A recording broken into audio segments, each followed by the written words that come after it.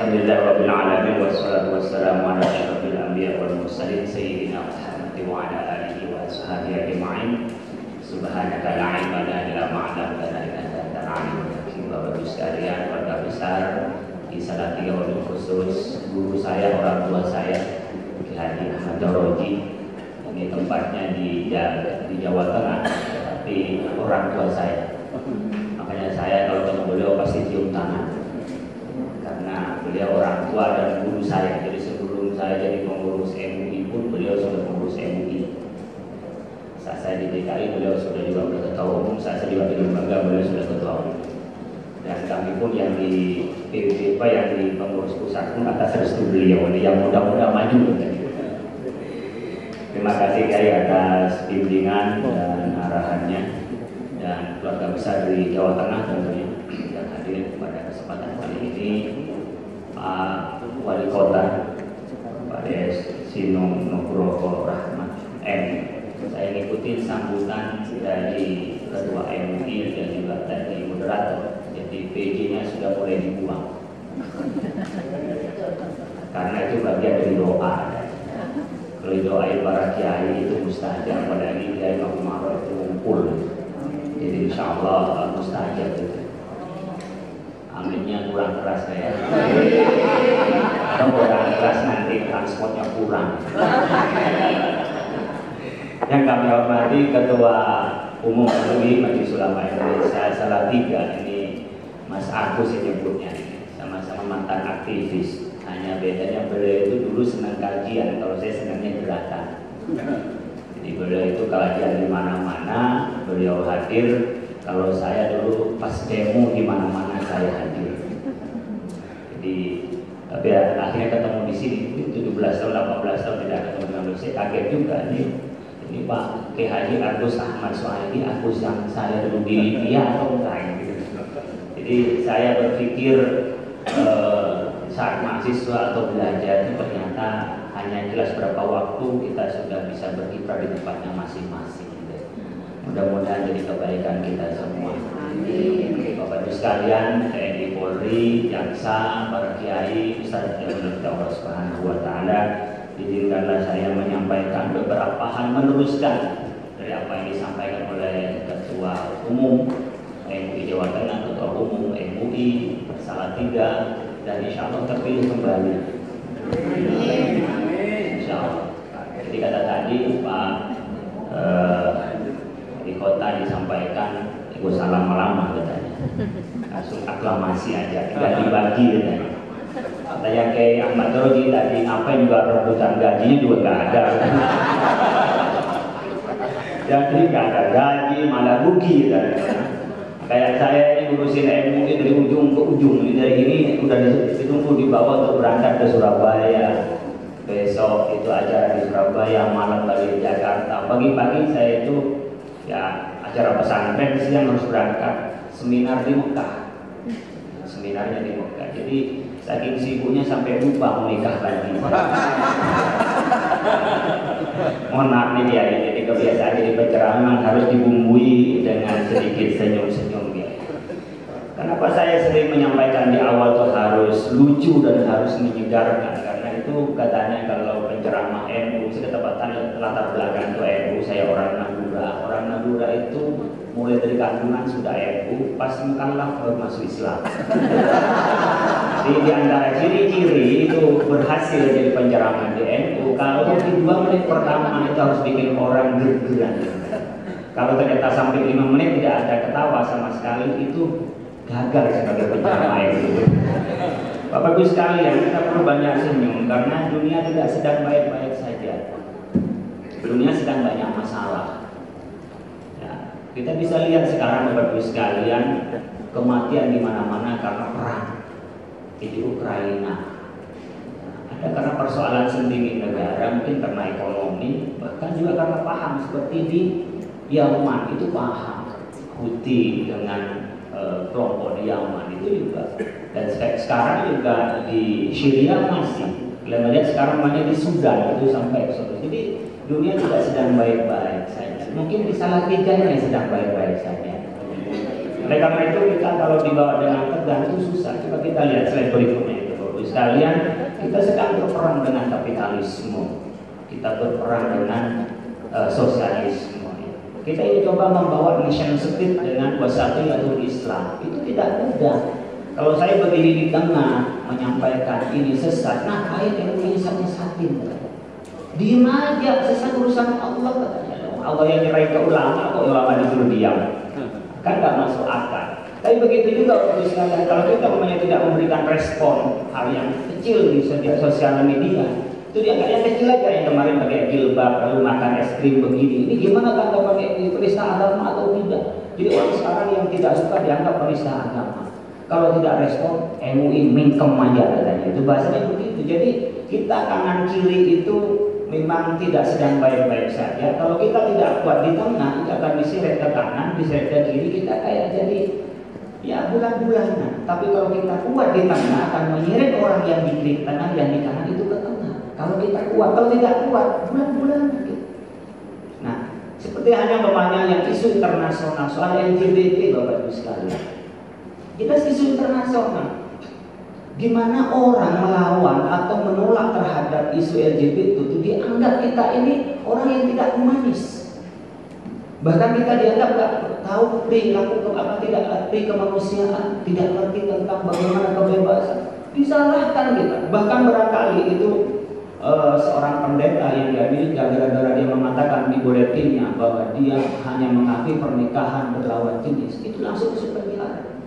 Betapa kerasnya. Jadi yang keras bukan pada agama Islam, tapi agama ini sedang diancam oleh dunia. Ada trauma pada masa keemasan itu, dianggap agama mengancam dan dianggap agama itu memperhambat kemajuan. Ini tantangan di dunia, maka bukan hanya agama Islam. Dan ternyata Islam yang paling kuat diakui oleh teman-teman agama lain. Coba di Indonesia nggak ada Islam katanya. LGBT nggak lewat dari sekali. Kita aja yang coba kita kalau pikir, kita yang nggak normal, kita tahu mereka. Kalau laki, goyang laki itu mau diapain? Perempuan mau kawin sama perempuan, ini mau bola voli atau mau kawin? Ini mau main anggar atau mau kawin, Bapak Ibu sekalian? Dan sementara kiai-kiai untuk berbagi keturunan nikah lebih dari satu, dianggap kejahatan. Ini pasti yang ketawa kiai ini nikah lagi yang nggak berani. Coba nikah baik-baik diminta sama orang tuanya, ada akadnya, dianggap kejahatan. Bahkan ibu-ibu nggak mengundang lagi kalau ada pencerahan istrinya lebih dari satu.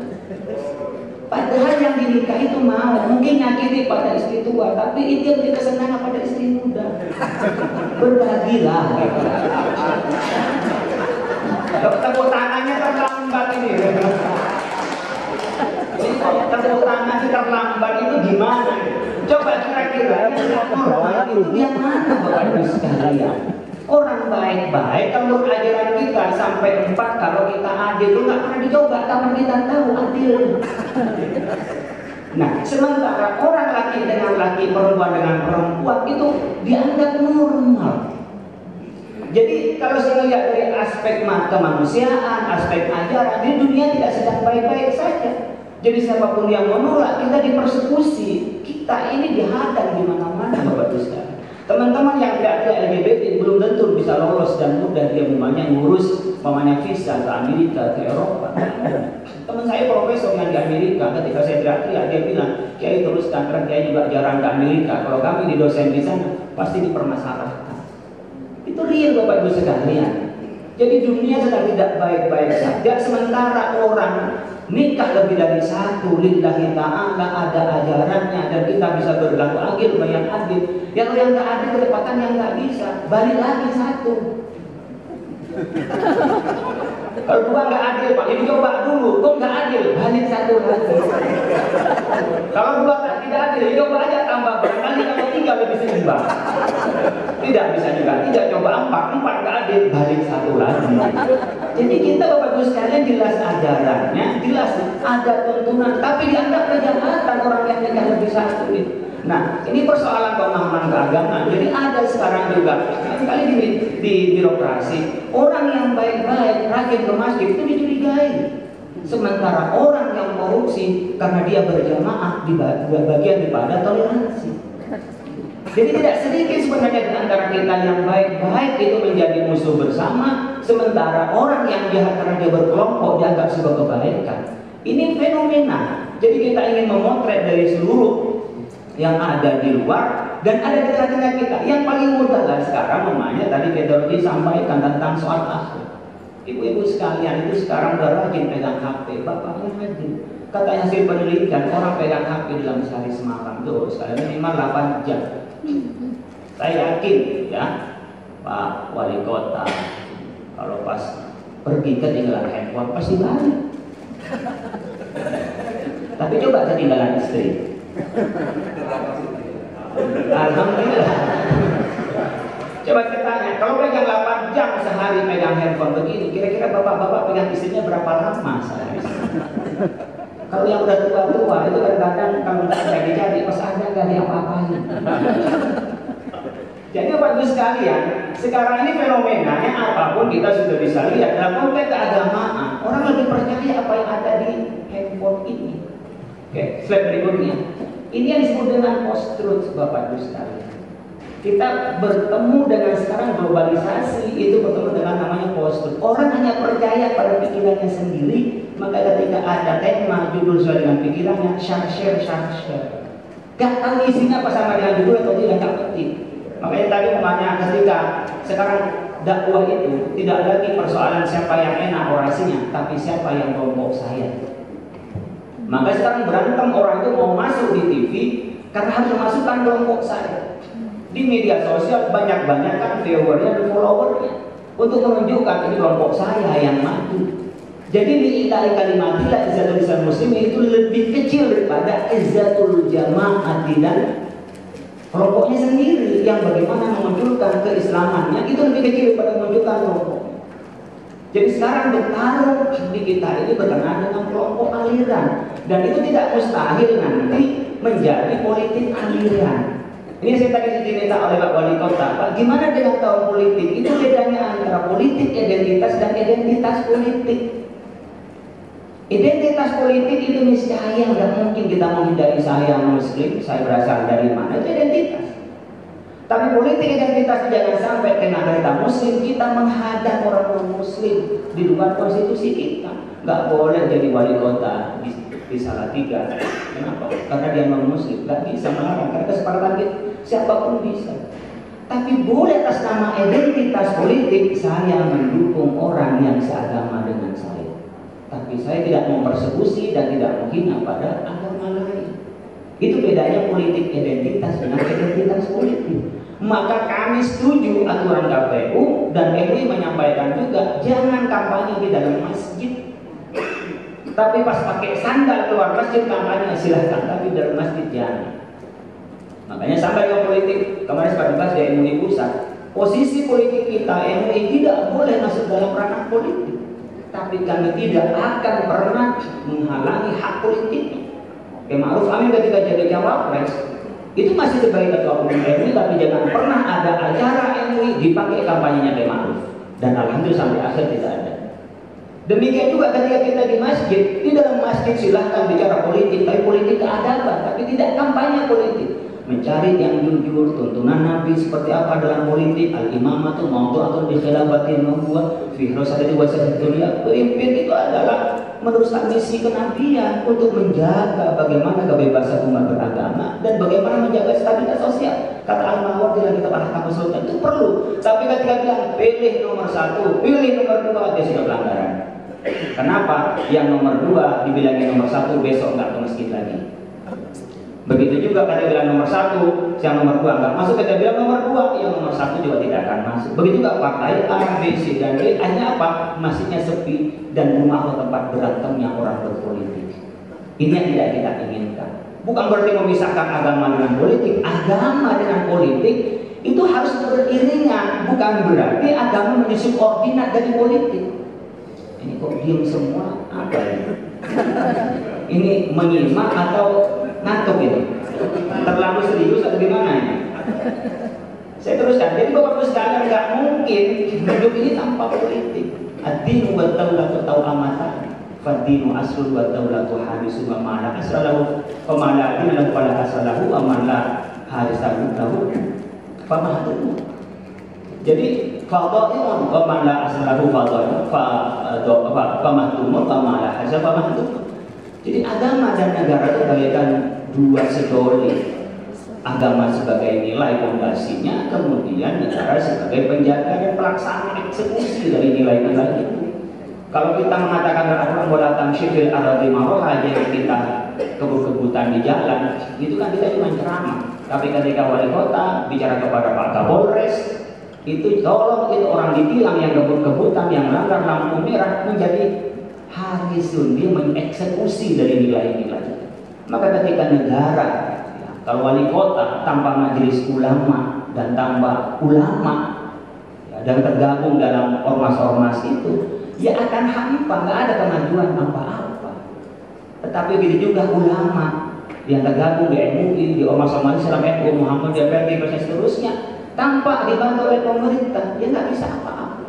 Maka saya bahagia pembukaan musda ini di kantor wali kota Salatiga. Tapi setelah di kantornya jangan lupa anggarannya. Karena di politik itu kan dari pemerintah ke politik anggaran. Kalau masyarakat mengikuti ulama, kalau pemerintah adalah menganggarkan bagaimana ulama itu yang tidak sulit mengerjakan sesuatu program itu. Bukan berarti ulama menjadi ulama dekat pada pemerintah. Yang itu salah. Kalau pemerintah salah tidak diingatkan, menjadi penjilat pada negara. Tapi menjadi shadiqul hukumah, mengingatkan pada pemerintah, mendukung pemerintah, mendorong pemerintah melaksanakan program pemerintah yang baik, itu shadiq. Sahabat bukan sekedar teman. Cara mengingatnya juga macam-macam. Ketika saya dekat begini, dia kalau bisik-bisik, Pak Wali Kota begitu. Karena ulamanya dekat. Nanti kayak Agus dengan Pak Wali Kota tinggal menyampaikan program ini, bagaimana mengentaskan narkoba, bagaimana mengentaskan pemuda yang nakal, dan bagaimana kita mendorong pendidikan-pendidikan. Itu bisa bisik-bisik karena dekat. Tapi kalau tidak dekat, ada kemauan teriak-teriak, itu udah otomatis orang yang dekat juga berbisik, orang yang jauh pasti teriak-teriak. Ketika teriak-teriak, maka orang yang nggak berkepentingan ikut mendengar. Ketika ikut mendengar, itu pasti ada bising, dan kalau bising dianggap gaduh. Akhirnya apa? Tidak efektif pemerintahan dan tidak efektif juga perjuangan ulama. Ini betul butuhnya antara ulama dan umarok tahu amatan. Ini hubungannya politik dan agama. Posisinya Majelis Ulama Indonesia menjadi shadiqul hukumah dan khadimul ummah, menjadi pelayan umat. Makanya ke Daurodi ke sana. Umur berapa beliau? Umur berapa ya? 83, masih seger. Ini orang-orang dulu tuh bagus sekalian, memang kuat-kuat. Saya nggak tahu beliau mau nikah lagi atau enggak. Orang dulu kuat-kuat. Kakek saya itu umur 90 tahun. Kalau yang muda-muda sekarang itu trennya meninggal umur 40 tahun. Padahal Nabi mengatakan amal umati banyak sitin sampai umur umatku antara 60 sampai 70 tahun. Kalau man jawaza dzalik, sedikit yang lebih dari 70 tahun, apalagi 80 tahun jadi wapres. Itu satu-satunya kayak Ma'ruf. Dan sekarang namanya beliau Kedoro kita 43, itu kuat. Kita diberikan oleh Allah Subhanahu wa Ta'ala kekuatan. Nah, sekarang banyak orang yang muda-muda udah banyak penyakitnya, udah kalah dengan orang yang tua. Lagi tren umur 40 tahun itu meninggal. Ya, Kamil Manik itu umur 40 tahun. Al-Musawwar itu dulu meninggal umur 40 tahun. Ujek, Ustaz Jeffrey itu 40 tahun. Yang 39 tahun insya Allah tahun depan. Yang udah lewat 40 nunggu 63. Jadi udah lewat yang di atas 40. Nah, Bapak Ibu sekalian, kita ini di MUI menemukan tantangannya ada pola pemikiran yang apologis tadi sampaikan, yang berpikir bahwa yang ideal masa lalu, yang ada hanya masa lalu, tidak menatap masa depan. Ini mirip dengan orang yang rebutan nasab ini, nasab terus dihitung. Enggak sih, bagus ya Pak bicara nasab, bagus, biar ketahuan karena kita hibdun nasab. Tapi membangga-banggakan nasab itu tidak ada dalam rumus Islam. Membangga-banggakan, menghormati keturunan Nabi, iya dihormati. Tapi tidak berarti setiap keturunan Nabi itu maksum, tidak. Tapi tidak berarti keturunan Nabi lebih mulia daripada ilmu. Enggak, ilmu lebih mulia daripada soal keturunan. lam yuwaritsu dinar wala dirham walakin warathu al-ilma fa akhadha fa akhadha bi hadzin wafir itu ilmu. Maka warasatul anbiya bukan keturunannya. Ini biar kita nggak setback ke belakang. Nabi yang sudah menghilangkan jahiliyah, orang disuruh iqra bismi rabbikal ladzi khalaq, itu hilang gara-gara keturunan gitu. Ini banyak yang mikirin nasab tapi lupa mikirin nasibnya. Padahal kadang-kadang nasab itu bisa diubah karena nasib, bisa naik atau turun tergantung nasibnya. Ini kita ketemu dengan apologetis model begitu, Bapak Ibu sekalian. Perdebatan habis waktu gitu, lupa untuk bicara bagaimana kita pemikiran yang dinamis, mengakomodir kemajuan. Ini tantangan ke depan, tantangannya. Salatiga tahun lalu itu menjadi daerah yang paling toleran, ternyata turun. Nah, kan harus diraih kembali prestasi itu. Jadi itu bagian dari tantangan. Artinya apa? Kita ini berlomba sekarang itu mendapatkan simbol. Karena kalau kita nggak ada dicap, kita haruskan dicap teroris lah, dicap wah tidak toleran dan seterusnya. Nah, ketika Salatiga menjadi prototipe, orang melihat oh kayak gitu prototipenya berdasarkan agama dan mau kita bertoleransi kepada yang lain. Toleransi tidak berarti kita ini melepaskan agama kita, membiarkan orang mau berbuat. Kalau kita fasilitasi silahkan, tapi tidak bisa melepaskan akidah kita.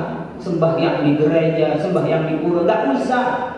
Tapi jangan mengganggu orang yang mau ke pura dan orang mau ke gereja. Nggak, mereka diajak ke masjid, nggak perlu. Ketemunya di hotel aja, nggak usah ketemu di masjid. Lebih enak ada makan-makannya di restoran daripada diajak ke masjid atau diajak ke gereja. Saya termasuk yang kurang setuju selawatan namanya di gereja. Biarkanlah mereka itu beribadah di tempatnya, kami beribadah di tempat kami, lakum dinukum waliyadin. Tapi jangan saling mengganggu. Jadi toleransi tidak berarti melepaskan identitas, tetapi tetap punya identitas, tapi tidak mengganggu identitas orang lain. Tetap melaksanakan ajaran kita, tapi tidak mengganggu ajaran orang lain. Ya, kalau ada gereja, nggak usah dijaga gerejanya oleh kita. Ada polisi yang jaga, ada TNI yang jaga. Kecuali minta bantuan sama kita, ya kita jaga. Termasuk jaga doa, mudah-mudahan aman dan damai. Tapi ada yang punya kewajiban dalam konteks negara ini.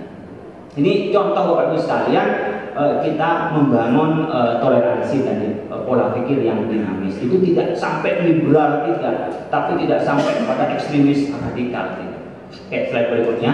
Bapak Ibu sekalian, kita akan bertemu juga banyak hal tantangannya Bapak Ibu sekalian. Konflik yang tak pernah selesai di kita ini, konflik Sunni sama Syiah.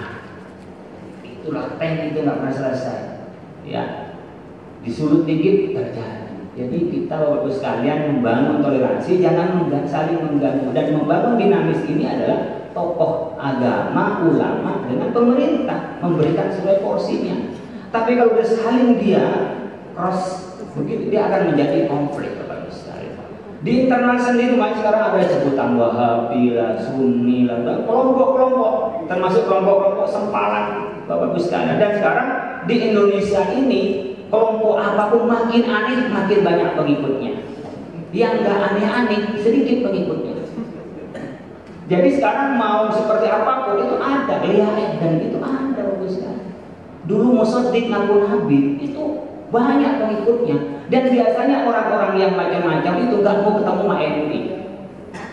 Termasuk Pak Juli Gumilang itu nggak mau ketemu MUI. Jadi kalau MUI tidak dihargai, memang begitu Bapak sekalian. Banyak haqqi wal batil itu pasti ada persoalan. Nanti kita dibuktikan di pengadilan gitu seperti apa. Dan itu sudah mulai terungkap satu persatu itu. Nah, Bapak Ibu sekalian, tugas kita adalah pembagian tugas seperti ini. Slide berikutnya, kita akan menyampaikan tentang wamakan dan mukminun liyafiru kafah. Falaula nafara min kulli firqatin minhum ta'ifatun liyatafaqahu fid-din wa liyunziru qaumahum idza raja'u la'allahum yahdharun. Ini ayat yang menggambarkan pada saat itu perang, mengatakan perang Tabuk dan satu tafsirnya. Perang oleh Allah Subhanahu wa taala dibilang jangan semua masuk ke medan perang. Ada falaula nafara min kulli firqatin minhum ta'ifatun liyatafaqahu. Ada ulama yang belajar agama. Jadi anak kita jangan semuanya ikut jurusan arsitek, jangan semuanya jurusan matematika, fisika, jangan semua jadi TNI, sebagai Polri. Perlu ada TNI, ada Polri perlu yang jurusan pertanian perlu, tapi harus ada yang jurusan agama. Falaula nafara min kulli firqatin minhum ta'ifatun liyatafaqahu, ada yang tafaqquh fiddin. Untuk apa? Liyunziru qaum idza raja'u ilal amil. Ini akan menjadi pengingat sumber nilainya. Jadi kalau punya anak 3, jangan semuanya jurusan umum, minimal ada 1 yang jurusan agama. Wah, terlanjur sudah agama semua, umum semua Pak anak saya, bikin lagi. Kok ternyata pabriknya sudah tutup Pak, bikin lagi pabrik baru. Masih ada kesempatan nggak? Profesor Dr. Umar Syihab itu umur 73 tahun, kena Parkinson begini. Di MUI kita tahu. Itu nikah dengan istri yang umur 35 tahun. Itu bisa punya anak dan Parkinsonnya sembuh.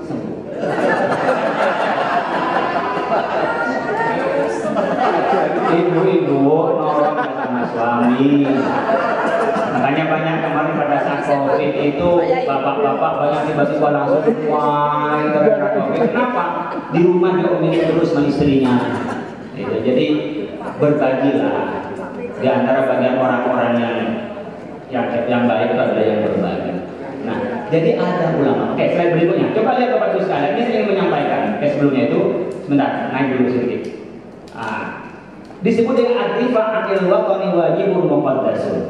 Fa innal watana yahtaju ila ma yunadilu bil hujjati wal burhani ila ma yu'adilu bil sayyi wa ila ma yunadilu bil hujjati wal burhani.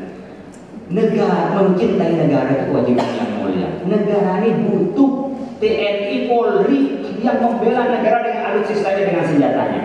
Tapi saat yang bersamaan negara butuh kiai yang jago debat dan jago narasi dan argumentasi. Sekarang bagus sekalian, kita nggak perlu ditembak, nggak perlu kita diambil negara ini. Tapi cukup pikiran aja yang diubah melalui medsos sudah berubah bagus sekalian. Coba pikirkan. Kalau negara tanah kita ini HGU-nya dipersilahkan kepada kita, apalagi kepada asing, 190 tahun, berapa generasi? Gak usah dijajah Bapak sekalian. Maka saya minta PP itu ditinjau kembali, bahkan diubah. Ini baru temannya pemerintah, bukan kita musuhin. Pak, kasihan Bapak bikin ketetapan sekarang 4-5 generasi baru bisa kembali. Itu pun baru kembali kok nggak balik nama. 190 tahun HGU yang baru peraturan presiden saya minta diubah. Saya tidak dengan cara marah-marah, dengan sambat-sambat, enggak, tapi ini untuk kebaikan di masa yang akan datang. Silahkan diperdebatkan, silahkan diuji yang ilmu sosiologi, tapi ini kedaulatan negara. Masa HGU, hak guna umum untuk pembangunan dan penggunaan sampai 190 tahun? Ini kan sama dengan nasib Freeport yang dulu, ini lebih lama. Nah kayak gini kan perlu kita menyampaikan sebagai sodikul hukumah, bukan membenci negara. Tapi jangan sambil sambat-sambat yang ngomongin yang enggak perlu. Tapi kita substansinya cinta terhadap negara. Maka negara ini butuh orang yang akan menjaga negara ini untuk dilawan dengan TNI Polri, tapi juga butuh pada ulama yang mengingatkan. Yang itu sekarang pakai ghazwul fikri, proxy war, yang orang masuk melalui narasi-narasi yang salah karena sering diulang-ulang terasa benar dan pikiran kita berubah seakan sebagai kebenaran yang mutlak yang tak pernah diuji kembali. Ini namanya posisi tengah, ummatan wasat. Ulama cocok tadi ke Droji sampaikan. Coba COVID itu bagaimana MUI dimaki-maki orang? Boleh Pak langsung dikubur tanpa dimandingin. Wah, kalau nggak ada fatwa MUI itu udah perang. Sholat namanya Jumat, jangan Jumatan suruh di rumahnya, coba nggak ada fatwa MUI. Vaksin, nggak usah jauh-jauh. Yang benar kita dukung, tapi yang salah karena ini sudah kejadian, kami ngomong di media karena sudah ramai di media. Yang nggak ramai di media banyak yang kita sampaikan pada pemerintah dan itu diubah. Soal halal, soal ekonomi syariah dan seterusnya. Bahkan berkenaan dengan menikah beda agama. Coba ketika dulu perboleh untuk perdagangan miras, kita sampaikan ke publik karena di publik dicabut oleh pemerintah. Nggak ada kata kebencian, tidak. Ini demi anak negeri dan demi cinta pada negara dan disebut itu dengan hubbul watan minal iman. Saya berikutnya. Ini kota. Kita butuh ulama. Gue dulu ulama Syekh Yusuf Al-Makassari. Kadang-kadang salah paham kita ini pasti dibuang. Ya. Tapi kita nggak pernah menyerah, tapi tidak perlu dendam, karena yang kita perjuangkan bukan untuk dinikmati kita, tapi generasi berikutnya. Nggak ada para pejuang pahlawan untuk menikmati hasil perjuangan. Yang menikmati adalah generasi berikutnya. Bahkan kadang-kadang jadi tumbal. Nah, asalkan di dalam kebenaran kita punya thariqah, kita harus tabah. Syekh Nawawi Al-Bantani itu kan pernah pulang ke sini 5 tahun, dipersekusi oleh pemerintahan Belanda, balik lagi ke Mekah, mendidik Hasyim Asy'ari, mendidik Ahmad Dahlan, balik sini NU jadi pejuang kemerdekaan, Muhammadiyah pejuang kemerdekaan, dan ulama-ulama yang menyebar dan murid-murid beliau. Jadi tidak pernah berhenti berjuang dari para ulama. Jadi kalau melupakan ulama itu namanya jasmirah. Nah, jangan lupa kita jasa para pendahulu kita, lupa terhadap sejarah kita. Jangan lupa kita pada sejarah kita. Karena itu Bapak sekalian, kita lakukan dengan cara yang baik. Ada 3 jurus menghadapi tantangan global. Slide berikutnya, pendalaman ulang ilmu-ilmu fundamental kita. Jangan sampai anak-anak kita ini belajarnya pada Al-Mukarram Syekhuna Google MS dan Sayyid YouTube. Nggak jelas gurunya, nggak jelas siapa kiainya, hanya berdebat dari katanya. Ini yang mendangkalkan ilmu. Dan kadang-kadang kiai yang belajar kayak Agus ini yang ngafalin Quran itu maksudnya sudah 10 juz. Setiap semester 1 juz, lain tafsir. Itu kalah dengan orang yang baru masuk Islam 1 minggu langsung jadi mufti. Coba. Ajrokum alal fatwa, ajrokum alal nar. Yang dikit-dikit berfatwa aja nanti cepat masuk neraka. Orang kita mau fatwa aja itu kalau di MUI mengkajinya sampai 1 semester gitu. Meneliti dulu, minta pendapat ekspor, cari pendapat. Ini enggak pernah belajar langsung dijawab. Ini hancurnya agama di tangan-tangan orang seperti itu. Dan ternyata umat kita senang yang model begitu. Itu Bapak sekalian. Ini perlu tantangan nih. Oleh karena itu saya sering menyampaikan ke MUI, saya kedapatan bidang dakwah. Jangan hanya senang ceramah kesana kemari, harus punya majelis taklim, punya pendidikan di rumahnya. Jangan hanya menunggu jadwal ceramah, jadwal di sana. Enggak, harus punya lapangan sendiri. Karena kalau punya lapangan sendiri, dia punya komitmen untuk mengajarkan agama. Tapi kalau hanya kesana kemari, mungkin hanya entertain beragama. Dulu itu santri takut tidak diakui kiai, ustaz. Sekarang ustaz dan kiai takut ditinggal followernya dan videonya. Gak banyak kiai itu yang mau tegak, gak banyak. Nah, jadi dulu itu gak ada kepentingan dengan viewer. Kiai mana dia takut gak diakui kiai. Sekarang kiainya nanti gak laku lagi di mata umat. Ini pergeseran Bapak Ibu sekalian. Yang kedua harus mengenal, mendalami metode dan ideologi konsep-konsep kunci peradaban kita. Islam itu maju dengan ilmu pengetahuan, kemanusiaan, cinta lingkungan, kehidupan. Jangan berdasarkan agama kita lalu melakukan bom. Kalau mau matiin itu Rasulullah udah diminta mau dimatiin nggak orang-orang? Jangan, buat apa diutus matiin orang? Mau menghidupkan orang, bukan mematikan orang. Makanya pejuang itu wala tahsabanna liqutilu fi sabilillah bal ahya, enggak pernah mati. Jadi kalau kita berjuang bukan membuat orang mati, membuat semua orang itu hidup dengan amal-amal dan jasa-jasa. Jadi bukan pasukan berani mati, tapi pasukan berani hidup. Kalau mati nggak usah berani, biarin lama-lama mati sendiri. Jadi kita ini mau pasukan berani mati, nggak usah berani mati juga. Hidup ini yang butuh berani, hidup dengan jasa-jasa kita, hidup dengan kerja-kerja kita, keilmuan kita dan sebagainya.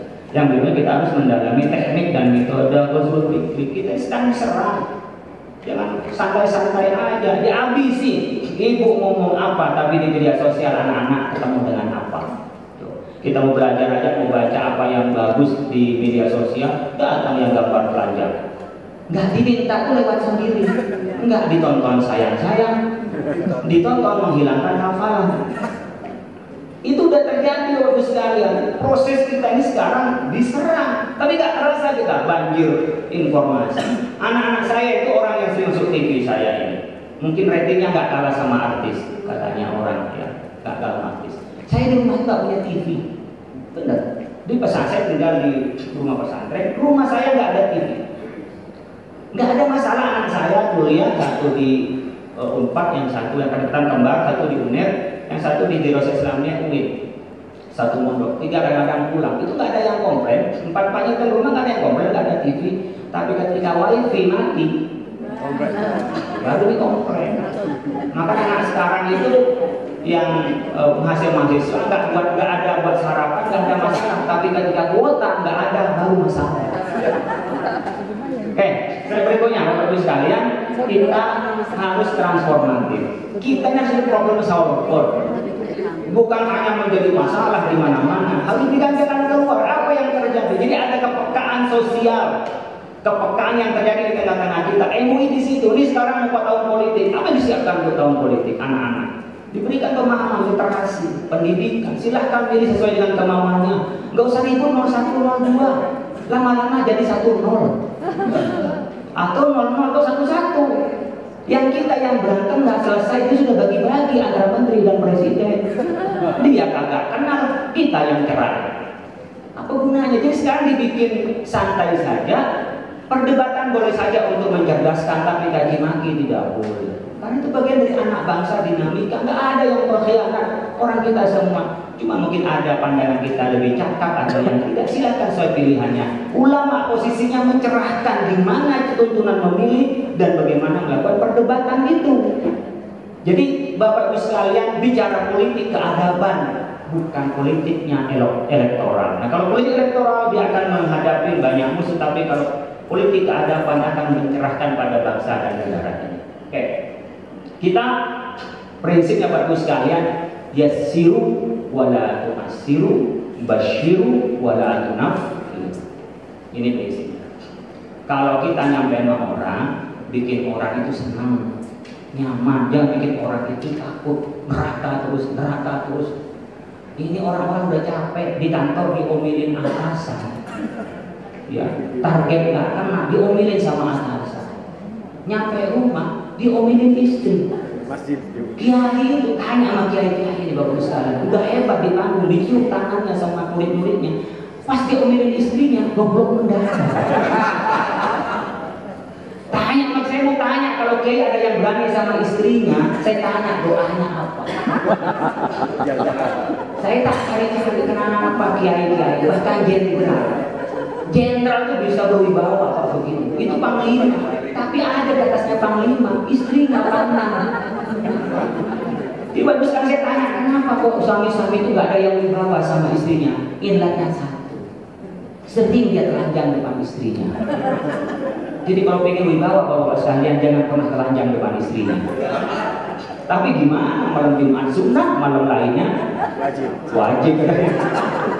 Alhamdulillah, berarti masih kuat.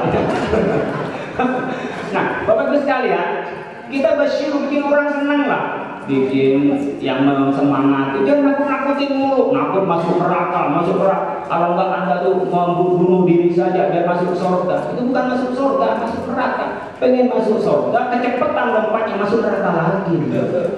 Jadi Bapak sekalian harus dituntun gimana cara masuk surga. Insani atau kemanusiaan. Maka itu ada ukhuwah Islamiyah, ukhuwah wataniyah. Ada ukhuwah insaniyah. Bukan ukhuwah basyariyah. Basyariyah itu adalah kulit. Kalau ukhuwah wataniyah kan satu negara. Kalau namanya ukhuwah Islamiyah hanya antar umat Islam. Tapi kalau ukhuwah insaniyah, dia meliputi ketiganya, kemanusiaan. Laqad khalaqnal insana fi ahsani taqwim. Maka sebenarnya insan kami bukan basyar kami. Jadi ada yang dari tiga ini menetap menjadi ukhuwah insaniyah yang bukan ukhuwah basyariyah. Kelengkapannya disampaikan oleh Mbah Wahab Hasbullah. Nah, selanjutnya Bapak sekalian, kita akan memberikan peran ulama. Tauhidul ummah wasya'bi. Ulama menyatukan umat dan negara. Jangan menjadi onar, menjadi masalah, ngajak membangkang, tidak, nggak ada buat.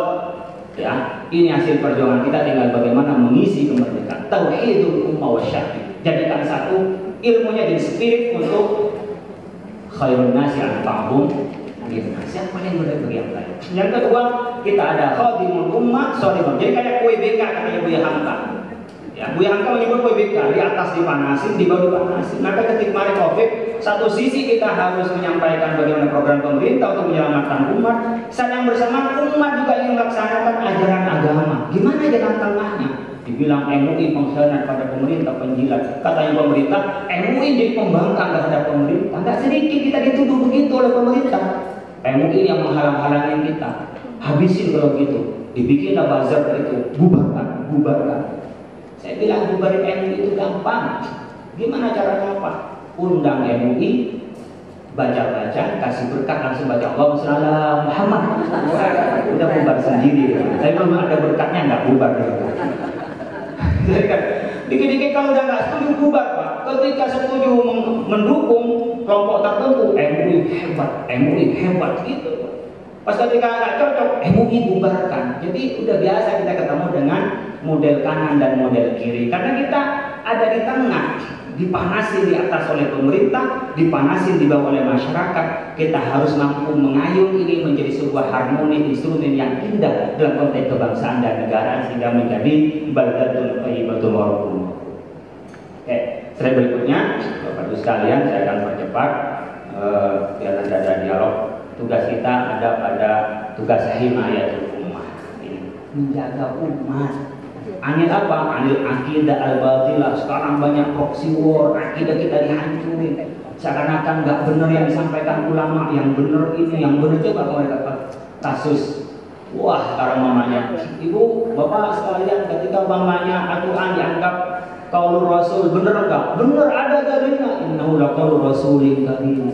Itu berarti pendapat, iya pendapat ada, itu tuh pendapatnya Mu'tazilah, Al-Jahriyah, yang menghilangkan tentang sifat azali kepada Allah. Ada, tapi bukan Ahlus Sunnah wal Jamaah. Bapak Ibu sekalian, apalagi sampai mengatakan Allah nanti nggak akan ngerti bahasa Indramayu. Itu sudah mengkerdilkan. Itu disebut dengan penghinaan, penodaan, toknan lidin. Itu dulu kepada Rasul kan toknan lidin seperti itu, diremeh. Orang dan itu digembar-gemborkan. Nanti apalagi masuk dengan hukum agama, hukum internasional, masuk HAM, perdata dan seterusnya, dibikin puyeng. Jangan-jangan yang salah kiai yang goblok, dia yang nggak ngerti dan seterusnya. Jadi kita akan masuk dengan proxy war itu yang akidah kita dihancurkan. Pikiran kita juga dihancurkan dengan di sini narasi. Coba bagus sekalian dibaca sana baca sini, bagus tak baca bagus. Tapi yang dibaca coba diseimbangkan daripada medsos dengan buku-buku yang juga berbobot itu. Jangan sampai sehari kita hanya ngikutin medsos, orang debat di situ nggak jelas. Cari minimal berapa jam yang untuk kita menambah ilmu. Saya selalu bawa iPad, paling mudah kita dari browsing jurnal, browsing kita punya langganan buku untuk mengupdate ilmu kita. Jadi nggak kebawa oleh medsos itu, dia merusak waktu kita habis dengan waktu yang seperti itu. Akhlak kita jadi buruk. Ke orang tua nggak menghormati, coba kepada guru tidak menghormati, Bapak Ibu sekalian. Terasa sekarang bagaimana anak-anak yang baru datang ke mertua kayak apa gitu, padahal anaknya yang dinikahi mertuanya direndahin. Dan seterusnya anak-anak kita dan seterusnya Bapak Ibu sekalian. Ini kita akan berhadapan dengan muamalah ribawi. Kita ada ekonomi syariah. Mungkin nanti di sini bisa dipelopori umumnya BUMD-nya atau apa yang itu yang mempraktikkan tentang lepas dari ribawi. Dan juga mengkaji atau dari halal produk-produk yang tidak halal itu fasilitas yang diberikan pada kita. Tapi tidak mewajibkan semuanya, ada yang nggak mau pakai sertifikat tidak apa-apa. Tapi menjamin umat Islam makannya itu halal. Karena kalau haram itu bukan persoalan dia kepada Allah, tapi perilaku yang menjadi buruk gara-gara makan yang tidak halal. Oke, slide terakhir himayatul daulah. Kita ada 4 pilar kebangsaan, bela negara, al-masaki, perasaan perundang-undang.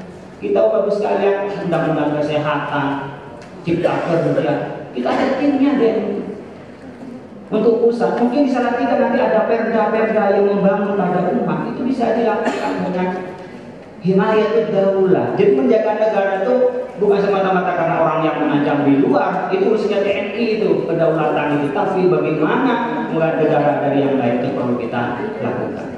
Mungkin Bapak Ibu sekalian itu bisa saya sampaikan, mudah-mudahan beri gambaran jelas. Artinya yang saya sampaikan, karena ini sudah di MUI, tugas MUI itu berat. Tadi kata kita, jika ada bayarannya, in ajriya illa Allah.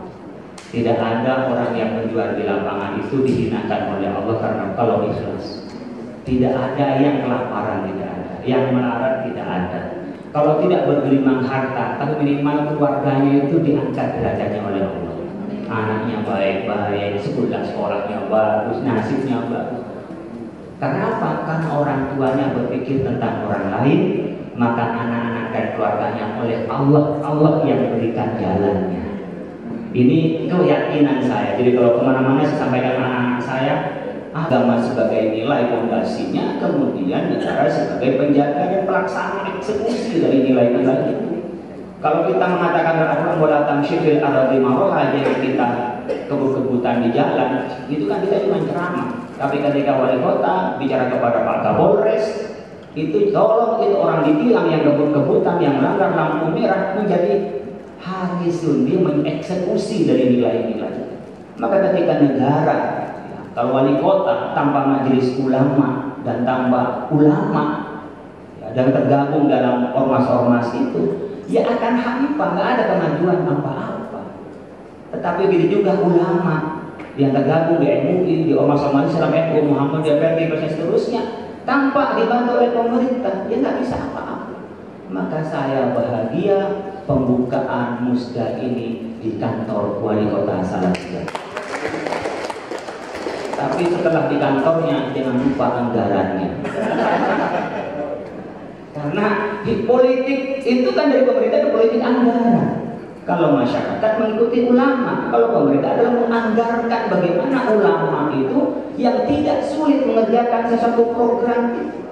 Bukan berarti ulama menjadi ulama dekat pada pemerintah. Yang itu salah. Kalau pemerintah salah tidak diingatkan, menjadi penjilat pada negara. Tapi menjadi shadiqul hukumah, mengingatkan pada pemerintah, mendukung pemerintah, mendorong pemerintah melaksanakan program pemerintah yang baik, itu shadiq.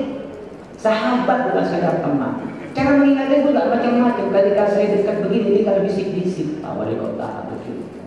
Karena ulamanya dekat. Nanti kayak Agus dengan Pak Wali Kota tinggal menyampaikan program ini, bagaimana mengentaskan narkoba, bagaimana mengentaskan pemuda yang nakal, dan bagaimana kita mendorong pendidikan-pendidikan. Itu bisa bisik-bisik karena dekat. Tapi kalau tidak dekat, ada kemauan teriak-teriak, itu udah otomatis orang yang dekat ikut berbisik, orang yang jauh pasti teriak-teriak. Ketika teriak-teriak, maka orang yang nggak berkepentingan ikut mendengar. Ketika ikut mendengar, itu pasti ada bising, dan kalau bising dianggap gaduh. Akhirnya apa? Tidak efektif pemerintahan dan tidak efektif juga perjuangan ulama. Ini betul butuhnya antara ulama dan umarok tahu mengatang. Ini hubungannya politik dan agama. Posisinya Majelis Ulama Indonesia menjadi shadiqul hukumah dan khadimul ummah, menjadi pelayan umat. Makanya ke Daurodi ke sana. Umur berapa beliau? Umur berapa ya? 83, masih seger. Ini orang-orang dulu tuh bagus sekalian, memang kuat-kuat. Saya nggak tahu beliau mau nikah lagi atau enggak. Orang dulu kuat-kuat. Kakek saya itu umur 90 tahun. Kalau yang muda-muda sekarang itu trennya meninggal umur 40 tahun. Padahal Nabi mengatakan amal umati banyak siti buat sampai umur umatku antara 60 sampai 70 tahun. Kalau lama jauh zadalik, sedikit yang lebih dari 70 tahun, apalagi 80 tahun jadi wapres. Itu satu-satunya kayak Ma'ruf. Dan sekarang namanya beliau, Kedoro kita 43, itu kuat. Kita diberikan oleh Allah Subhanahu wa Ta'ala kekuatan. Nah, sekarang banyak orang yang muda-muda udah banyak penyakitnya, udah kalah dengan orang yang tua. Lagi tren umur 40 tahun itu meninggal. Ya, Kamil Manik itu umur 40 tahun. Al-Musawa itu dulu meninggal umur 40 tahun. Ujek, Ustaz Jeffrey itu 40 tahun. Yang 39 tahun insya Allah tahun depan. Yang udah lewat 40 nunggu 63. Jadi udah lewat yang di atas 40. Nah, Bapak Ibu sekalian, kita ini di MUI menemukan tantangannya ada pola pemikiran yang apologetis tadi sampaikan itu. Yang berpikir bahwa yang ideal masa lalu, yang ada hanya masa lalu, tidak menatap masa depan. Ini mirip dengan orang yang rebutan nasab ini. Nasab terus dihitung. Enggak sih. Bagus ya Pak bicara nasab, bagus biar ketahuan karena kita hitung nasab. Tapi membangga-banggakan nasab itu tidak ada dalam rumus Islam. Membangga-banggakan, menghormati keturunan Nabi, iya dihormati. Tapi tidak berarti setiap keturunan Nabi itu maksum, tidak. Tapi tidak berarti keturunan Nabi lebih mulia daripada ilmu. Enggak, ilmu lebih mulia daripada soal keturunan. Lam yuwaritsu dinar wala dirham walakin warathu al-ilma fa akhadha bihadhi Hadzim wafirin itu ilmu. Maka warasatul anbiya, bukan keturunannya. Ini biar kita nggak setback ke belakang. Nabi yang sudah menghilangkan jahiliyah, orang disuruh iqra bismi rabbikal ladzi khalaq, itu hilang gara-gara keturunan. Ini banyak yang mikirin nasab tapi lupa mikirin nasibnya. Padahal kadang-kadang nasab itu bisa diubah karena nasib, bisa naik atau turun tergantung nasibnya. Ini kita ketemu dengan apologetis model begitu, Bapak sekalian. Perdebatan habis waktu gitu, lupa untuk bicara bagaimana kita pemikiran yang dinamis, mengakomodir kemajuan. Ini tantangan ke depan, tantangannya. Salatiga tahun lalu itu menjadi daerah yang paling toleran, ternyata turun. Ini kan harus diraih kembali prestasi itu. Jadi itu bagian dari tantangan. Artinya apa? Kita ini berlomba sekarang itu mendapatkan simbol. Karena kalau kita nggak dicap kita haruskan dicap teroris lah, dicap wah tidak toleran dan seterusnya. Nah, ketika Salatiga menjadi prototipe, orang melihat oh kayak gitu prototipenya berdasarkan agama dan mau kita bertoleransi kepada yang lain. Toleransi tidak berarti kita ini melepaskan agama kita, membiarkan orang mau berbuat. Kalau kita kasih tahu silahkan, tapi tidak bisa melepaskan akidah kita. Sembahyang di gereja, sembahyang di pura, nggak usah. Tapi jangan mengganggu orang yang mau ke pura dan orang mau ke gereja. Nggak, mereka diajak ke masjid, nggak perlu. Ketemunya di hotel aja, nggak usah ketemu di masjid. Lebih enak ada makan-makannya di restoran daripada diajak ke masjid atau diajak ke gereja. Saya termasuk yang kurang setuju selawatan di gereja. Biarkanlah mereka itu beribadah di tempatnya, kami beribadah di tempat kami, lakum dinukum waliyadin. Tapi jangan saling mengganggu. Jadi toleransi tidak berarti melepaskan identitas, tetapi tetap punya identitas, tapi tidak mengganggu identitas orang lain. Tetap melaksanakan ajaran kita, tapi tidak mengganggu ajaran orang lain. Ya, kalau banyak ada gereja, nggak usah dijaga gerejanya oleh kita. Ada polisi yang jaga, ada TNI yang jaga. Kecuali minta bantuan sama kita, ya kita jaga. Termasuk jaga doa, mudah-mudahan aman dan damai. Tapi ada yang punya kewajiban dalam konteks negara ini. Ini contoh Bapak Ibu sekalian, kita membangun toleransi dan pola pikir yang dinamis. Itu tidak sampai liberal tidak, tapi tidak sampai pada ekstremis radikal tidak. Oke, slide berikutnya. Bapak Ibu sekalian, kita akan bertemu juga banyak hal tantangannya Bapak Ibu sekalian. Konflik yang tak pernah selesai di kita ini, konflik Sunni sama Syiah. Itu laten, itu nggak pernah selesai. Ya, disulut dikit terjadi. Jadi kita Bapak Ibu sekalian membangun toleransi, jangan saling mengganggu, dan membangun dinamis ini adalah tokoh agama, ulama dengan pemerintah memberikan sesuai porsinya. Tapi kalau udah saling dia cross begitu, dia akan menjadi konflik Bapak Ibu sekalian. Di internal sendiri sekarang ada sebutan Wahabi lah, Sunni lah, kelompok-kelompok, termasuk kelompok-kelompok sempalan Bapak Ibu sekalian. Dan sekarang di Indonesia ini kelompok apapun makin aneh, makin banyak pengikutnya. Yang nggak aneh-aneh, sedikit pengikutnya. Jadi sekarang mau seperti apapun itu ada, dan itu ada Bapak Ibu sekalian. Dulu Musaddiq ngaku Nabi itu banyak pengikutnya, dan biasanya orang-orang yang macam-macam itu nggak mau ketemu sama MUI. Termasuk Pak Juli Gumilang itu nggak mau ketemu MUI. Jadi kalau MUI tidak dihargai, memang begitu Bapak sekalian. Banyak haqqi wal batil itu pasti ada persoalan.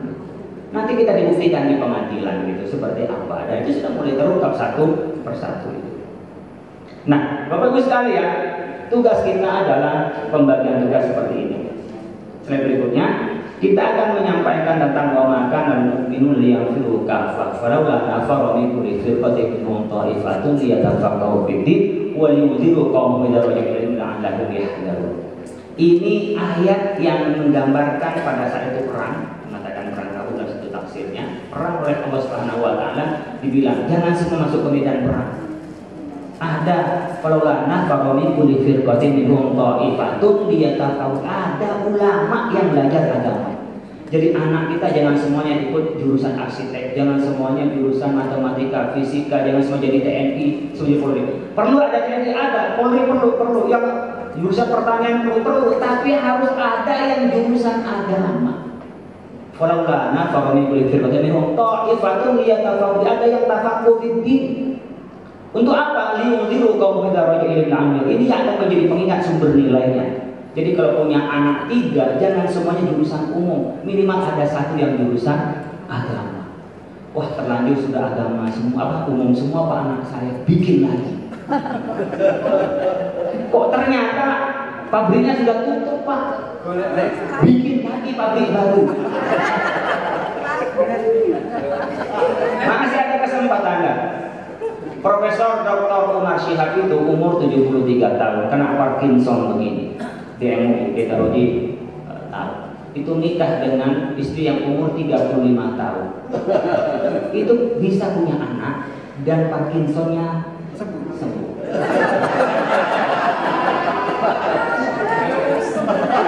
Ibu-ibu nolong sama suami. Makanya banyak kemarin pada saat COVID itu bapak-bapak banyak tiba-tiba langsung wah gara-gara COVID. Kenapa? Di rumah diomelin terus sama istrinya. Jadi berbagilah. Di antara bagian orang-orang yang baik itu ada yang berbagi. Nah, jadi ada ulama. Oke, slide berikutnya. Coba lihat Bapak Ibu sekalian. Ini saya ingin menyampaikan. Sebelumnya itu, sebentar, naik dulu sedikit. Disebut dengan adrifah akil watani wajibun muqaddasun. Fa'inal watana yahtadi ila ma yunadilu bil hujjati wal burhani ila ma yu'adilu bil sayru wa ila ma yunadilu bil hujjati wal burhani. Negara, mencintai negara itu kewajiban yang mulia. Negara ini butuh TNI, Polri yang membela negara dengan alutsistanya, dengan senjatanya. Tapi saat yang bersamaan negara butuh kiai yang jago debat dan jago narasi dan argumentasi. Sekarang bagus sekalian, kita nggak perlu ditembak, nggak perlu kita diambil negara ini. Tapi cukup pikiran aja yang diubah melalui medsos sudah berubah Bapak Ibu sekalian. Coba pikirkan. Kalau negara tanah kita ini HGU-nya dipersilahkan kepada kita, apalagi kepada asing, 190 tahun, berapa generasi? Gak usah dijajah Bapak sekalian. Maka saya minta PP itu ditinjau kembali, bahkan diubah. Ini baru temannya pemerintah, bukan kita musuhin. Pak, kasihan Bapak bikin ketetapan sekarang 4-5 generasi baru bisa kembali. Itu pun kalau kembali kok gak balik nama. 190 tahun HGU yang baru peraturan presiden saya minta diubah. Saya tidak dengan cara marah-marah, dengan sambat-sambat, enggak, tapi ini untuk kebaikan di masa yang akan datang. Silahkan diperdebatkan, silahkan diuji yang ilmu sosiologi, tapi ini kedaulatan negara. Masa HGU, hak guna umum untuk pembangunan dan penggunaan sampai 190 tahun? Ini kan sama dengan nasib Freeport yang dulu, ini lebih lama. Nah kayak gini kan perlu kita menyampaikan sebagai sodikul hukumah, bukan membenci negara. Tapi jangan sambil sambat-sambat yang ngomongin yang enggak perlu. Tapi kita substansinya cinta terhadap negara. Maka negara ini butuh orang yang akan menjaga negara ini untuk dilawan dengan TNI Polri, tapi juga butuh pada ulama yang mengingatkan. Yang itu sekarang pakai ghazwul fikri, proxy war, yang orang masuk melalui narasi-narasi yang salah karena sering diulang-ulang terasa benar dan pikiran kita berubah seakan sebagai kebenaran yang mutlak yang tak pernah diuji kembali. Ini namanya posisi tengah, ummatan wasat. Ulama cocok tadi ke Droji sampaikan, coba COVID itu bagaimana MUI dimaki-maki orang, boleh Pak langsung dikubur tanpa dimandingin. Wah, kalau nggak ada fatwa MUI itu udah perang. Sholat namanya Jumat, jangan Jumatan suruh di rumahnya, coba nggak ada fatwa MUI. Vaksin, nggak usah jauh-jauh. Yang benar kita dukung, tapi yang salah karena ini sudah kejadian, kami ngomong di media karena sudah ramai di media. Yang nggak ramai di media banyak yang kita sampaikan pada pemerintah dan itu diubah. Soal halal, soal ekonomi syariah dan seterusnya. Bahkan berkenaan dengan menikah beda agama. Coba ketika dulu perbolehkan untuk perdagangan miras, kita sampaikan ke publik karena dicabut oleh pemerintah. Nggak ada kata kebencian, tidak. Ini demi anak negeri dan demi cinta pada negara dan disebut itu dengan hubbul watan minal iman. Saya berikutnya. Ini kota. Kita butuh ulama. Gue dulu ulama Syekh Yusuf Al-Makassari. Kadang-kadang salah paham kita ini pasti dibuang. Ya. Tapi kita nggak pernah menyerah, tapi tidak perlu dendam, karena yang kita perjuangkan bukan untuk dinikmati kita, tapi generasi berikutnya. Nggak ada para pejuang pahlawan untuk menikmati hasil perjuangan. Yang menikmati adalah generasi berikutnya. Bahkan kadang-kadang jadi tumbal.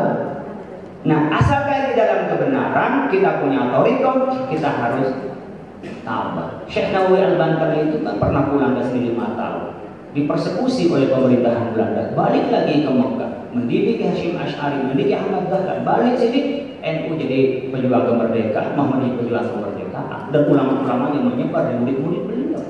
Jadi tidak pernah berhenti berjuang dari para ulama. Jadi kalau melupakan ulama itu namanya jasmirah. Jangan lupa kita jasa para pendahulu kita, lupa terhadap sejarah kita. Jangan lupa kita pada sejarah kita.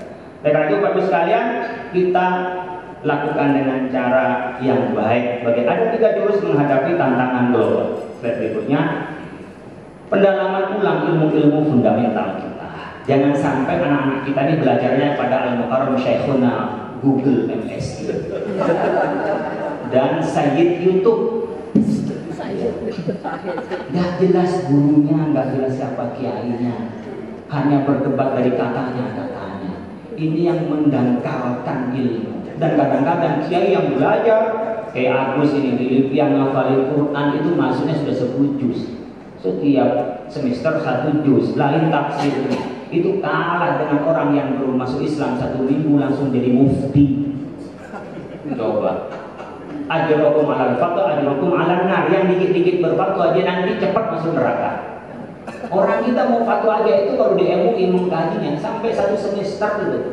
Meneliti dulu, minta pendapat ekspor, cari pendapat. Ini enggak pernah belajar langsung dijawab.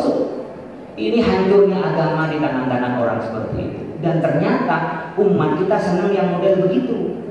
Itu Bapak sekalian. Ini perlu tantangan nih. Oleh karena itu saya sering menyampaikan ke MUI, saya kedapatan bidang dakwah. Jangan hanya senang ceramah ke sana kemari, harus punya majelis taklim, punya pendidikan di rumahnya. Jangan hanya menunggu jadwal ceramah, jadwal di sana. Harus punya lapangan sendiri. Karena kalau punya lapangan sendiri, dia punya komitmen untuk mengajarkan agama. Tapi kalau hanya kesana kemari, mungkin hanya entertain beragama. Dulu itu santri takut tidak diakui kiai, ustaz. Sekarang ustaz dan kiai takut ditinggal followernya dan videonya. Gak banyak kiai itu yang mau tegak, gak banyak. Nah, jadi dulu itu gak ada kepentingan dengan viewer. Kiai mana dia takut gak diakui kiai. Sekarang kiainya nanti gak laku lagi di mata umat. Ini pergeseran Bapak Ibu sekalian. Yang kedua harus mengenal, mendalami metode dan ideologi konsep-konsep kunci peradaban kita. Islam itu maju dengan ilmu pengetahuan, kemanusiaan, cinta lingkungan, kehidupan. Jangan berdasarkan agama kita lalu melakukan bom. Kalau mau matiin itu Rasulullah udah diminta mau dimatiin nggak orang-orang? Jangan, buat apa diutus matiin orang? Mau menghidupkan orang, bukan mematikan orang. Makanya pejuang itu wala tahsabanna liqutilu fi sabilillah bal ahya, enggak pernah mati. Jadi kalau kita berjuang bukan membuat orang mati, membuat semua orang hidup dengan amal-amal dan jasa-jasa. Jadi bukan pasukan berani mati, tapi pasukan berani hidup. Kalau mati nggak usah berani, biarin lama-lama mati sendiri. Jadi kita ini pasukan berani mati, nggak usah berani mati juga kok. Hidup ini yang butuh berani, hidup dengan jasa-jasa kita, hidup dengan kerja-kerja kita, keilmuan kita dan sebagainya. Yang berikutnya kita harus mendalami teknik dan metode usul fikih. Kita sedang serang, jangan santai-santai aja, dihabisi. Ibu ngomong apa, tapi di media sosial anak-anak ketemu dengan apa. Kita mau belajar aja, mau baca apa yang bagus di media sosial, datang yang gambar pelajar. Nggak diminta tuh lewat sendiri, nggak ditonton sayang-sayang, ditonton menghilangkan hafalan. Itu udah terjadi Bapak sekalian. Proses kita ini sekarang diserang, tapi gak terasa kita banjir informasi. Anak-anak saya itu orang yang sering masuk TV saya ini. Mungkin ratingnya gak kalah sama artis, katanya orang ya, gak kalah artis. Saya di rumah itu gak punya TV, bener. Di pesantren, saya tinggal di rumah pesantren. Rumah saya gak ada TV. Gak ada masalah anak saya kuliah, satu di Unpad, yang satu yang kedekatan kembar, satu di UNER. yang satu di Dirus Islamnya UIN, satu mondok, 3 kadang-kadang pulang, itu nggak ada yang komplain, 4-4-nya di rumah nggak ada yang komplain, nggak ada TV, tapi ketika wifi mati, baru dikomplain. Maka anak sekarang itu yang mahasiswa nggak ada buat sarapan, nggak ada masalah, tapi ketika kuota nggak ada, baru masalah.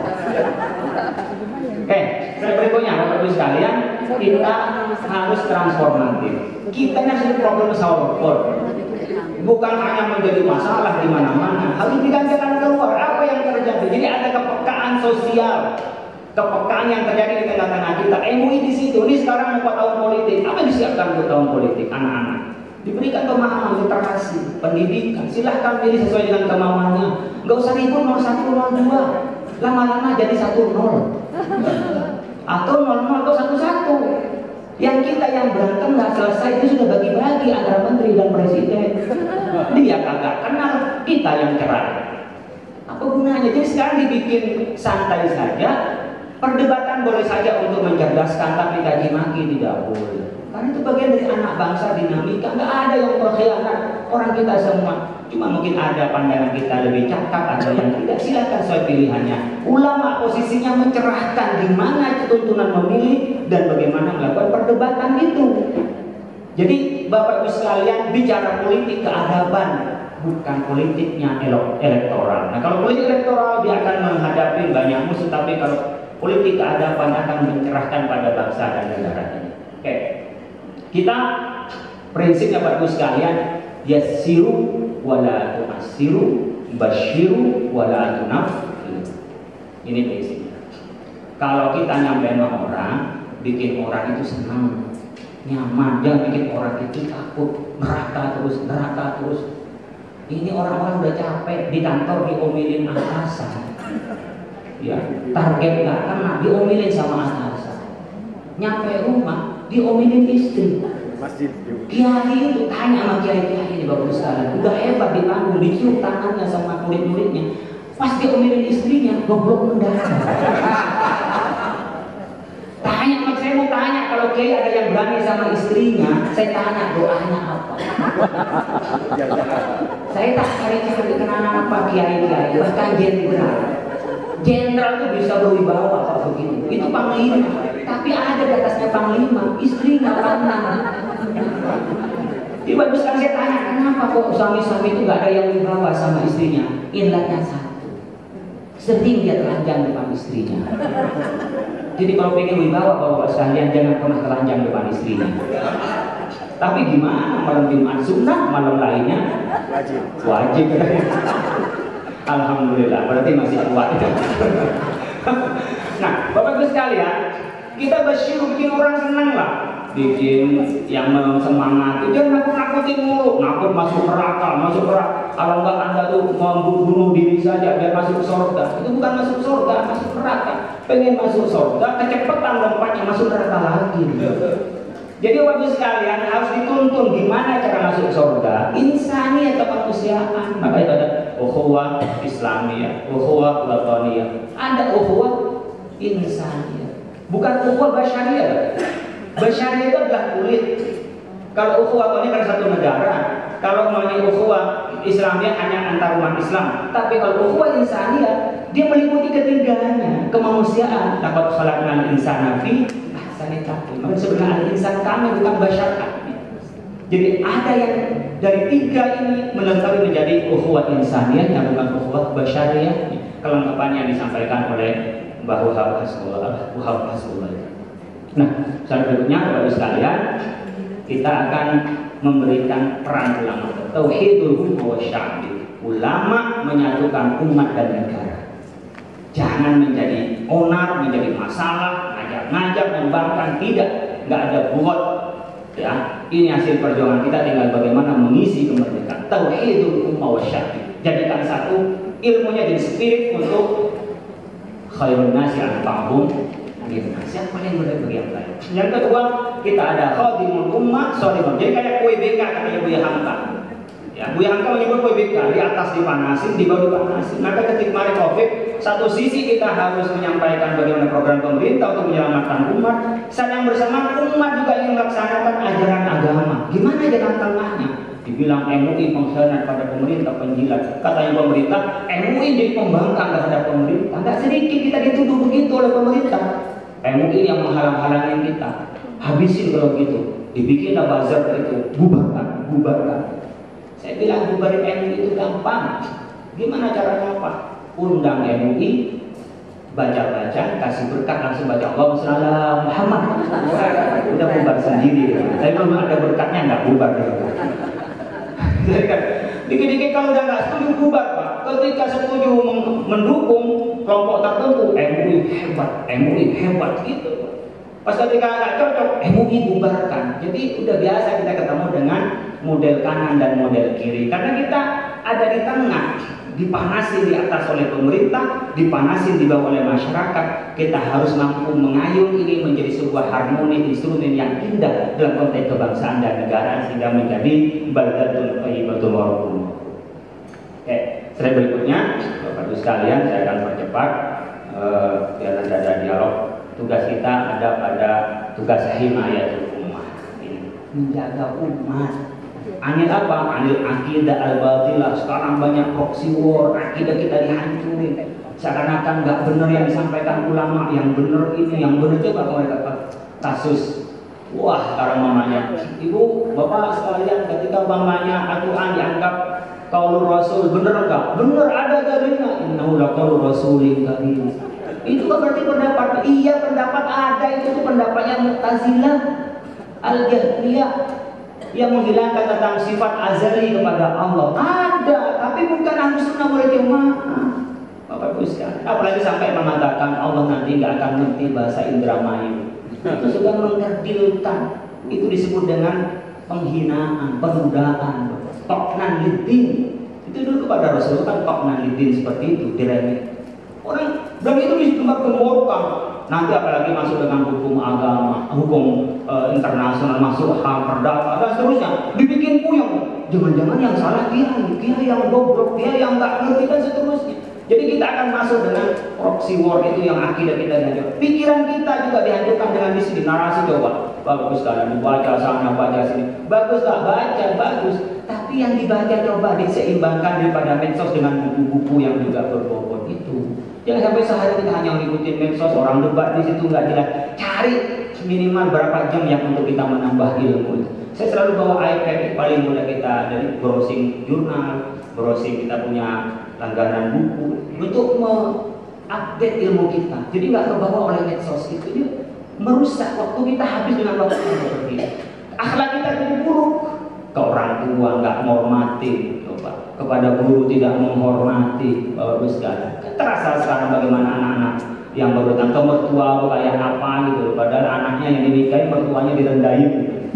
Dan seterusnya anak-anak kita dan seterusnya Bapak Ibu sekalian, ini kita akan berhadapan dengan muamalah ribawi. Kita ada ekonomi syariah, mungkin nanti di sini bisa dipelopori umumnya BUMD-nya atau apa yang itu yang mempraktikkan tentang lepas dari ribawi. Dan juga mengkaji atau dari halal, produk-produk yang tidak halal itu fasilitas yang diberikan kepada kita. Tapi tidak mewajibkan semuanya, ada yang nggak memakai sertifikat tidak apa-apa, tapi menjamin umat Islam makannya itu halal. Karena kalau haram itu bukan persoalan dia kepada Allah, tapi perilaku yang menjadi buruk gara-gara makan yang tidak halal. Oke, slide terakhir, himayatul daulah. Kita ada 4 pilar kebangsaan, bela negara, masyarakat perasaan perundang-undang. Kita bagus sekalian, undang-undang kesehatan, cipta kerja, kita ada timnya deh untuk pusat. Mungkin bisa nanti nanti ada perda-perda yang membangun terhadap umat, itu bisa dilakukan dengan himayatul daulah. Jadi menjaga negara itu bukan semata-mata karena orang yang mengancam di luar, itu urusannya TNI itu, kedaulatan itu, tapi bagaimana menjaga negara dari yang lain itu perlu kita lakukan. Mungkin Bapak Ibu sekalian itu bisa saya sampaikan, mudah-mudahan beri gambaran jelas. Artinya yang saya sampaikan, karena ini sudah di MUI, tugas MUI itu berat. Tadi kata kita, jika ada bayarannya, in ajriya illa Allah. Tidak ada orang yang berjuang di lapangan itu dihinakan oleh Allah karena kalau ikhlas. Tidak ada yang kelaparan, tidak ada. Yang melarat, tidak ada. Kalau tidak bergelimang harta, tapi minimal keluarganya itu diangkat derajatnya oleh Allah. Anaknya baik-baik, sekolahnya bagus, nasibnya bagus. Karena apa? Karena orang tuanya berpikir tentang orang lain, maka anak-anak dan keluarganya oleh Allah. Allah yang berikan jalannya. Ini keyakinan saya. Jadi kalau kemana-mana saya sampaikan anak-anak saya, abah jarang ngajarin saya, abah jarang ngajarin saya. Yang ngajarin dan yang menjaga adalah Allah. Karena sebagian besar waktu saya adalah untuk orang lain. Saya punya keyakinan itu. Oleh karena itu, barangkali kalau kita bersama di MUI bukan karena manusia, tapi in ajriya illa Allah, kita harapkan dari Allah Subhanahu wa taala. Terima kasih, kurang lebih mohon maaf. Wassalamualaikum warahmatullahi wabarakatuh. Abah jarang ngajarin saya, abah jarang ngajarin saya. Yang ngajarin dan yang menjaga adalah Allah. Karena sebagian besar waktu saya adalah untuk orang lain. Saya punya keyakinan itu. Oleh karena itu, barangkali kalau kita bersama di MUI bukan karena manusia, tapi in ajriya illa Allah, kita harapkan dari Allah Subhanahu wa taala. Terima kasih, kurang lebih mohon maaf. Wassalamualaikum warahmatullahi wabarakatuh.